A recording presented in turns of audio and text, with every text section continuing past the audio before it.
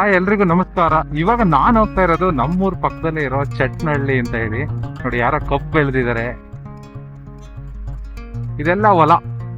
ಇಲ್ಲಿ ರಾಗಿ, ಜೋಳ ಏನಾದ್ರೂ ಬೆಳೀತಾ ಇರ್ತಾರೆ. ಈ ಊರೇ ಚಟ್ನಳ್ಳಿ.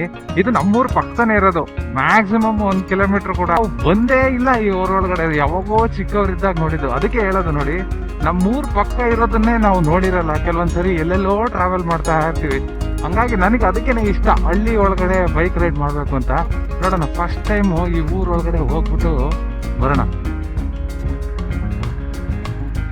ಇಲ್ಲಿಂದ ಸ್ಟಾರ್ಟ್ ಆಗುತ್ತೆ ಊರು. ನೋಡಿ, ಈಗೆಲ್ಲ ತೋಟದ ಮನೆ ಒಳಗಡೆ ಮನೆಗಳಾಗ್ಬಿಟ್ಟಿದೆ. ಇದೇ ಚಟ್ನಳ್ಳಿ.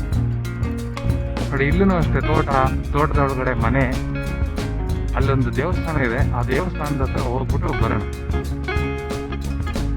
ಅಜ್ಜಿ ಪಾತ್ರೆ ತೊಳಿತಾ ಇದೆ. ಇಲ್ಲಿ ಡೈರಿ.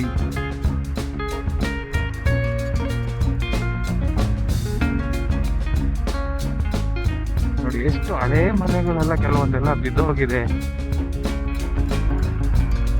ನೋಡಕ್ಕೆ ಒಂಥರ ಸಖತ್ತಾಗಿರುತ್ತೆ. ಅದರಲ್ಲೂ ಬೈಕಲ್ಲಿ ಓಡಾಡೋದಂದ್ರೆ ತುಂಬಾನೇ ಖುಷಿ. ನೋಡಿ, ಇದೇ ದೇವಸ್ಥಾನ. ಯಾವ ದೇವಸ್ಥಾನನಪ್ಪ ಇದು ಅಂದ್ರೆ ಆಂಜನೇಯನ ದೇವಸ್ಥಾನ, ಭೈರವೇಶ್ವರನ ದೇವಸ್ಥಾನ.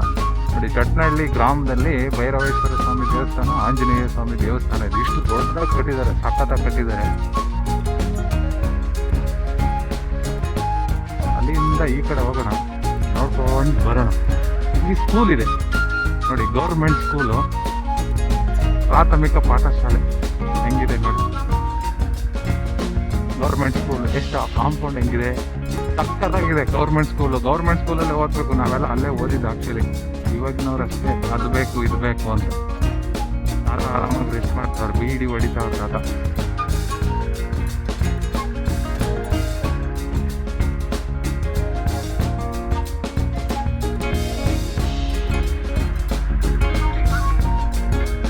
ಮಕ್ಕಳು ನೋಡಿ ಆಟ ಆಡ್ತಾವ್ರೆ ನೀರಲ್ಲಿ.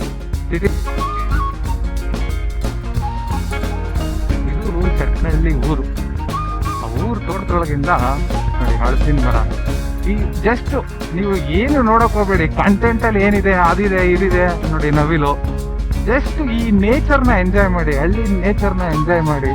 ಕೆಲವೊಂದ್ಸರಿ ಇದನ್ನ ನಾವು ಹುಡುಕೊಂಡು ಹೋಗ್ತೀವಿ. ನೋಡಿ, ಹೂವು ಎಷ್ಟು ಸಖತ್ತಾಗಿ ಕಾಣ್ತಾ ಇದೆ. ಡೆಕೋರೇಷನ್ಗೆ ಎಂತರ ಬೆಳಿತೀವಿ ನಾವು, ಬೇಕು ಅಂತ ಬೆಳಿತೀವಿ ಸಿಟಿಯಲ್ಲಿ. ಇಲ್ಲಿ ಅದಾಗಿ ಅದೇ ಬೆಳೆದಿರುತ್ತೆ. ನೋಡಿ, ಮಾವಿನ ಮರ, ನವಿಲು.